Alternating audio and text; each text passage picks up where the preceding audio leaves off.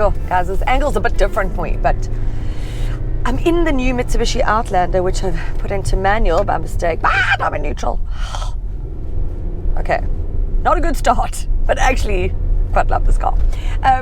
So I can't put the camera in the position that I usually put it because of the screen that sort of juts out of the console here, so or the dashboard. It's quite early morning. Can you hear my voice? It's a bit croaks, you know? It's not even 8 o'clock yet. Yeah. Up and at 'em, people. Up and at 'em. I'm off to a Hyundai launch, actually. But that doesn't matter. I'm actually in the new Mitsubishi Outlander. And, guys, I love a 7-seater. Not for the seats. You can take that last row out because I think they are generally pretty useless, to be honest. Dude, cut a corner, why don't you? Around the corner, guys.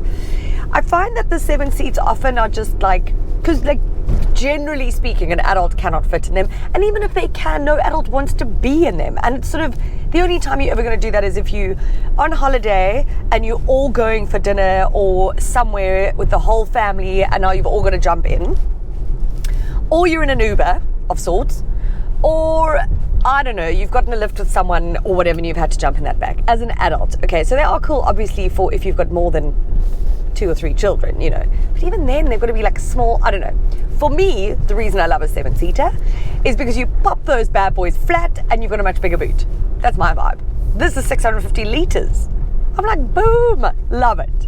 I do also like it, to be honest, I actually like the seat because if I put one up, I can pop Archie on there, you know, and then he's not like Luke, and I can have another person. So actually if you've got a dog also, like, I'm just so versatile. So versatile. I love it for that reason. Anyway, so guys, this obviously competes with the Fortuner. I'm going to get into that a bit later. What is cool in here is I think it feels very well built. It's quite refined, in fact. I love the quilted leather, and I'm not a leather seat person, guys. Not my vibe. But if I'm going to have leather, it must be quilted from now on. That is it. That is my standard. Okay. I'm in the top of the range Aspire, I think it's called. I can't remember the name now. So you're looking at about 760,000 Rand. But it has all the sort of bells and whistles, etc. It's got this new touchscreen. So a number of people have commented on that because it's not that big. I mean, I think it's big enough. I mean, it's not that small compared to my laptop, actually. But you see, I'm not big on these massive screens. I just think they are ridiculous and serve no purpose, but to be more dangerous because it's like having a smartphone. So, yeah. The touchscreen, like, it's actually got like really nice graphics, like very nice, very crisp, very clean, sort of user-friendly. It's simple enough. The only issue, well, it's not really an issue, but the reverse camera is not so HD. I don't care. To be honest, I never use them. Very seldomly do I use a reverse camera. I learned to drive back in the day when, you know, you didn't have such things. So you learn to use your mirrors.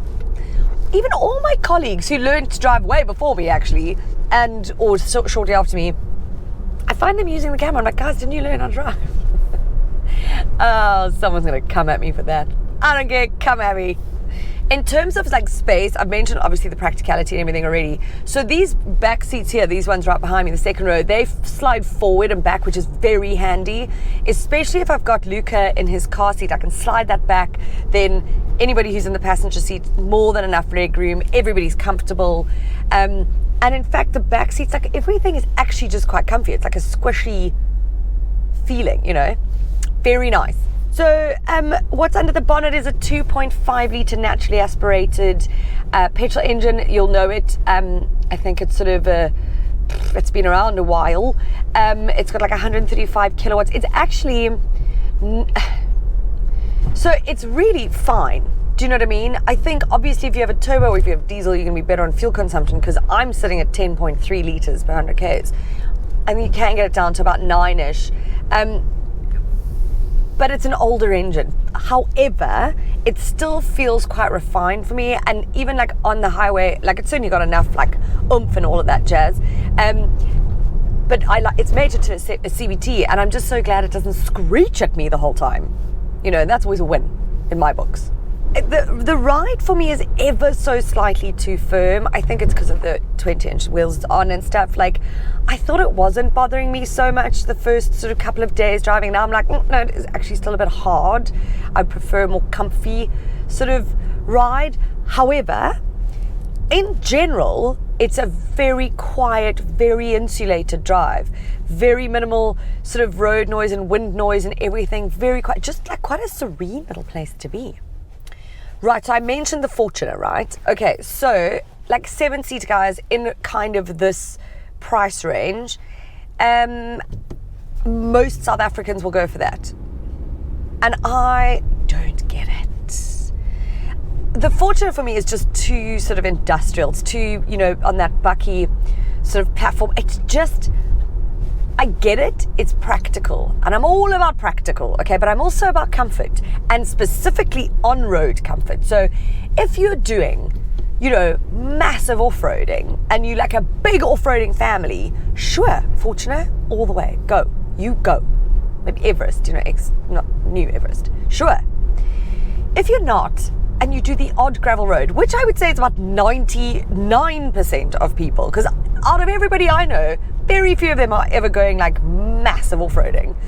Then I would go for something that's more comfortable. And this Outlander is way more comfortable on-road. In fact, it's really a lovely drive in general. So I would like 100% go for something like this. I would look at something like a Subaru Forester. I just think I wouldn't go for, I would never ever opt for, I would never go for a Fortuner, ever, if I could help it. I just wouldn't. It's just not my vibe. But you know, everybody's different, and you know, everyone else disagrees with me, obviously, because it's super popular. Yeah. But if you're looking for like an alternative to that, you know, then I would, no wait, I'm going forward first. So what I'm talking about now quickly, you know, like the grid on the road, the yellow grid. So if there's like often like a robot or a traffic light, you know, and then there's space and there's a road coming out and then they've got the grid. I'm explaining this to you like your children, because apparently a lot of people don't know what that means. It means don't stop on it, because then people can get through it. It's a way of keeping traffic flowing.